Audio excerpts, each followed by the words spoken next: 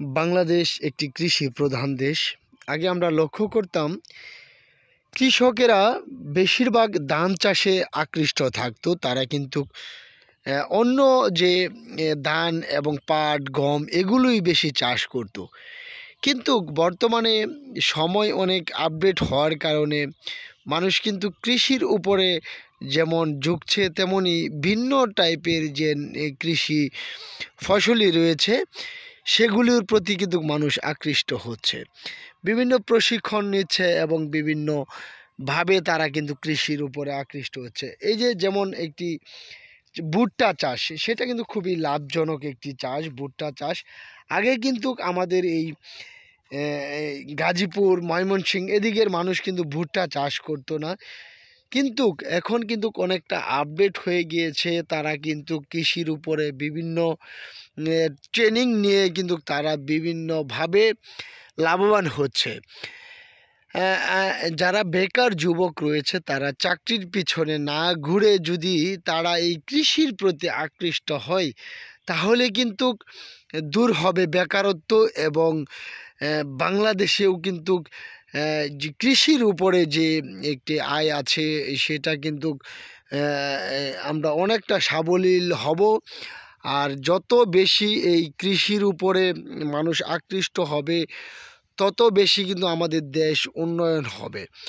আমরা দেখেছি অনেক যুবকেরা কিন্তু চাকরির পিছনে ঘুরে ঘুরে সময় নষ্ট করছে। আর আবার অনেক যুবক আছে তারা কিন্তু কৃষির উপরে বিভিন্ন খামার এবং কৃষি কাজ করে কিন্তু অনেকটাই লাভবান হয়েছে।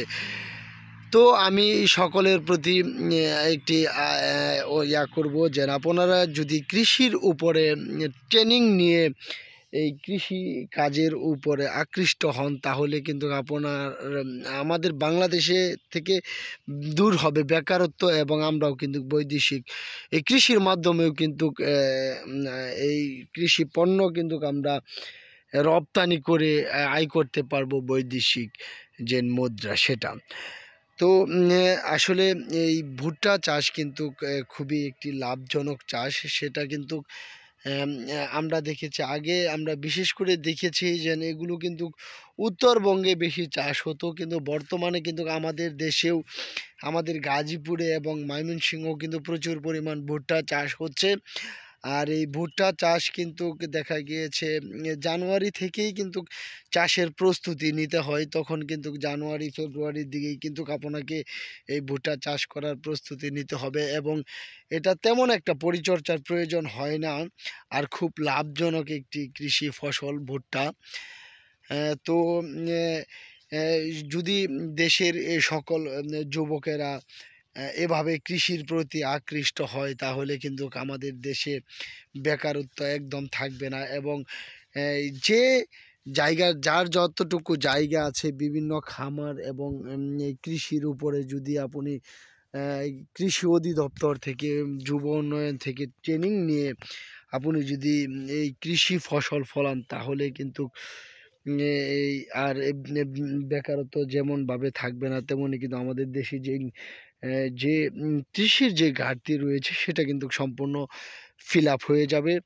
তো ভিডিওটা যদি ভালো লাগে অবশ্যই লাইক, কমেন্ট ও শেয়ার দিয়ে কিন্তু পাশে থাকবেন এবং এরকম আপডেট ভিডিও পেতে অবশ্যই আমার এই পেজটাকে আপনারা ফলো করে রাখবেন, এরকম আরও অনেক কিছু পেতে। আর ভিডিওটা কেমন হলো অবশ্যই কমেন্ট করে জানাবেন। সবাই ভালো থাকবেন, সুস্থ থাকবেন। আল্লাহ হাফেজ।